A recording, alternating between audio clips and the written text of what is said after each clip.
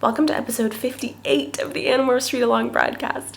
Today we are talking about book 50, The Ultimate. Jake, things are falling apart. Yep, that pretty much sums up the whole book. I feel like this book is kind of the point of no return as far as when things start to happen that are taking this book to like an irretrievably dark place. The fallout from last book is obviously enormous. All of the Animorphs sort of like worst case scenarios have come true, especially for Jake. Everyone's at each other's throats. Jake has kind of yielded leadership to a certain degree. Cassie says early on in the book, "The truth was, and it hurt me to admit it, Jake just wasn't Jake anymore." This is definitely the book that I think symbolizes the end of Cassie and Jake. Their relationship just fractures beyond repair. Cassie ends up calling this meeting with everyone and kind of manipulates Jake into stepping up to the plate. Rachel's mom and Cassie's parents just really aren't getting it. Finally, Ava speaks up, and I just love her so much. And if I have one complaint about this book, it's that like she doesn't get more time. I don't mean to sound condescending, Walter, but you have no idea who we're dealing with. If we approach Mr. 1 for any reason, he'll kill us. Period. If we're lucky. If he stops to think, he'll probably torture us first, just in case we've been holding back any useful information. And then Ava goes on to say that Jake should be in charge because, like, he's been doing this all this time, and Mr. 1 respects and fears him. And Cassie's dad says all these really nice things to Jake, and he's like, "Jake, I think of you as family." Jake's mouth went tight. Yes, he was going to cry. I felt like I'd been punched in the stomach. If Jake lost it, I'd lose it. We'd all lose it.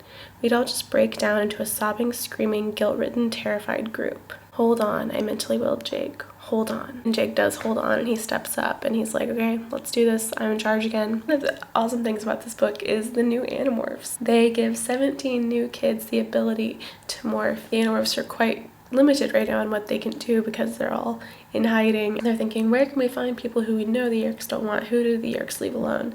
And they realize people with disabilities. There's two sort of perspectives thrown out about like whether this is ethical or not. On the one hand, it's like, why would you go to people who are maybe more vulnerable and like manipulate them into getting involved in this? Like, don't they have it hard enough already? But on the other hand, the Yeerk invasion affects these people. Let's not treat them like invalids. Let's give them a chance to fight back and get in the game. But it's certainly exciting to get to see more Animorphs be recruited. They literally almost quadruple their numbers. They also did a really good job of like creating characters who felt likable and kind of textured. I don't know, I was invested in these kids even though they only really got these brief moments. So this book ends with the Animorphs, old and new, all in this massive conflict with Mr. 1 and with a bunch of Yeerks and with Tom, who at this point has obtained the morphing cube. And then we get this really chilling image of Jake stalking his brother through the woods in Tiger Morph. And it's literally his recurring nightmare from book 6, into the shadows, into the darkest place Jake had ever been.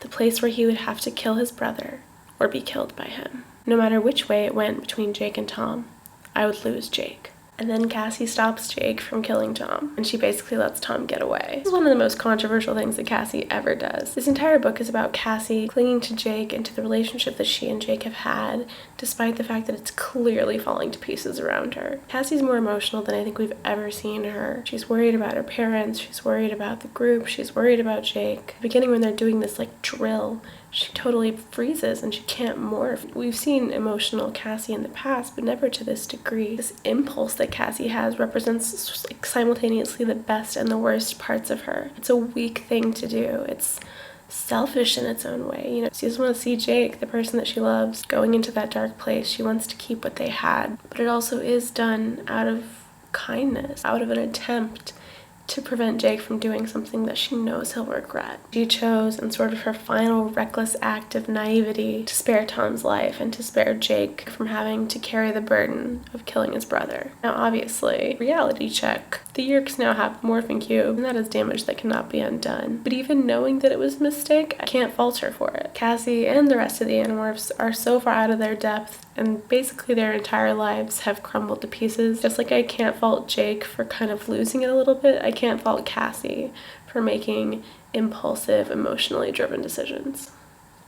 Yeah, ultimately I think this book is kind of about Cassie and Jake both kind of spiraling out of control and trying to save their relationship, but ultimately forcing it to implode. I feel like a lot of people read this book and end up hating Cassie as a result. I can never hate Cassie. I could never hate any of the Animorphs.